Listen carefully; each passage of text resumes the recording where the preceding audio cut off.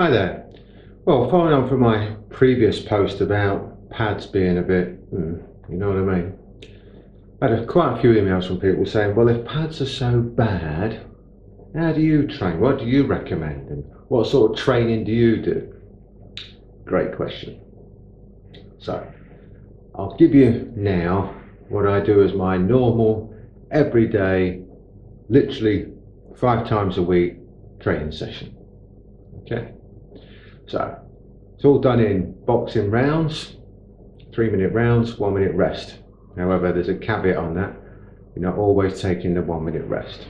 So to start with, just to get warm, 3 rounds of skipping, no rest. 2 rounds of shadows, maybe take the rest. So that's 5 rounds done, away you go. Then straight on to the heavy bag, and it's 10 hard rounds on the heavy bag. They're mixed up with straight punches. Normally start off making sure the first round is just 1, 1, 2. Every punch has got to be powerful. There's no touching. It's got to be bang, bang. And then add in hooks, then adding in close-in work, adding in elbows, adding in weapon retention type movements, doing all that.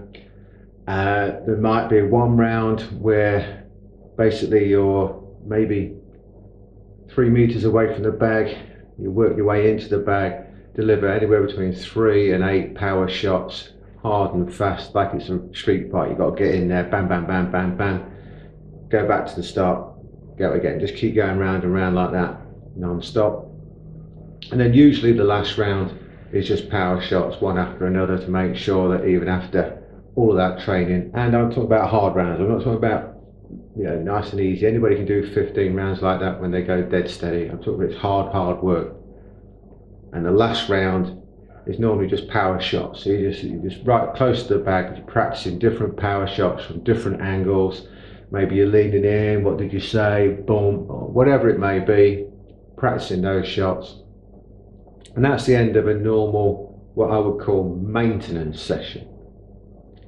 Then added to that, maybe, not every day, but certainly at least once, sometimes 2 or 3 times a week, depending, but certainly at least once a week.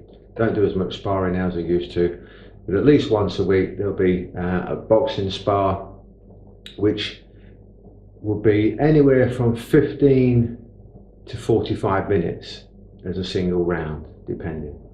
So there's no 3 minute, 1 minute, it's just 15 to 45 minutes, depending on how you're feeling and who's there. Okay, so but my goal is to stay there for the whole of that session, but however long that session may be. But normally 15 to 45 minutes. I would say averages around about 24, 25 minutes is what we would normally do. Again, no breaks, it's just non-stop. And we vary it up. Sometimes we allow headshots, sometimes we just say just body, sometimes it's very light to the head and as heavy as you like to the body. It depends on who you're sparring and what type of spar that you want, because there's tons of different types. Okay, so that varies as well, but that's minimum 1, sometimes 2 or 3 times a week. And occasionally if the Brazilian Jiu-Jitsu guys are in there, then have a little roll and a little play with those guys as well. So that's every now and again, maybe, I don't know, once or twice a month, something like that. So that's a normal sort of maintenance training. Now incorporated into that, there's a whole host of stuff, because when you do your bag work, it's not just working around the bag aimlessly throwing punches at a great big bag. It's working on your distance, your timing, your movement, your power generation, where your power is, all of those things that you're working on that you can then put into practice when you go and spar. And as crazy as it may seem to some people, a lot of the stuff that you work on stood up will help you if and when you go to the ground. And it certainly helps rolling with jiu-jitsu guys. So you can get a lot out of that bag work as long as you know how to train the bag. And the beauty of the bag is that you don't need anybody else to help you. You know, when you're doing pads, you need a really good pad guide to make the pads worthwhile. And they're few and far between. So with a heavy bag, all you need is you. And as long as you're correct up here, and you understand what you're working on and what you're trying to achieve, and you're training with that in mind, then you will achieve what you want to achieve with the heavy bag. Bear in mind that, in my opinion, you still need that sparring. You still need to be able to do it and pull off those moves and pull off those shots. You know, the pulling, the pushing, the hitting, the striking, the covering up, all of those things that you don't get on a bag, the things that you can't do on a bag, the real live grabbing hold of somebody, pushing them around, giving them a dig, that sort of thing, you need your sparring for it. You need that to make sure that your defences are correct. And also just to get used to things coming at you, delivering shots while somebody's trying to stop you from doing it, or they're trying to hit you, grabbing you, pulling you, moving you around. I mean, we make sure that our boxing spar, if it's just pure boxing spar, is a rough, dirty boxing spar. It's not strictly legitimate, in so much as if somebody grabs hold of you and starts shoving you around, tough. There's no ref to break it up. Right? If they try and trap your arm around the rope, so that you're trapped on the rope and you've got one arm trapped around the rope and they start to hit you, tough. Get out of it. Right? If they're driving their elbow into your face, tough. Don't matter. Right? So the boxing spar can be very, very dirty. It doesn't have to be clinically clean, proper boxing. Again, you'll mix it up how you want to do it.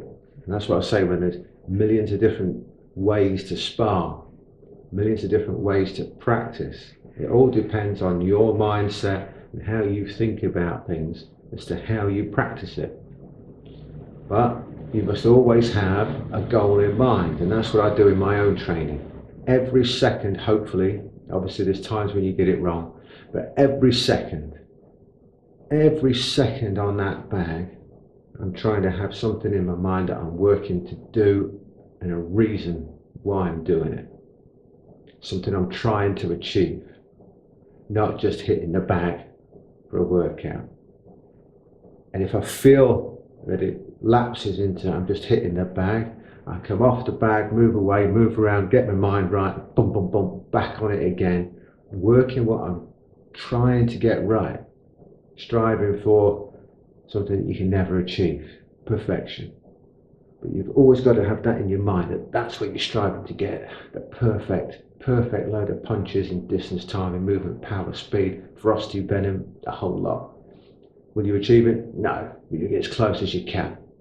And that's the goal with it. So that's my normal training, which hasn't evolved the pressure point yet. That's in the sparring. More on that another time. Thanks for listening, and keep the questions coming.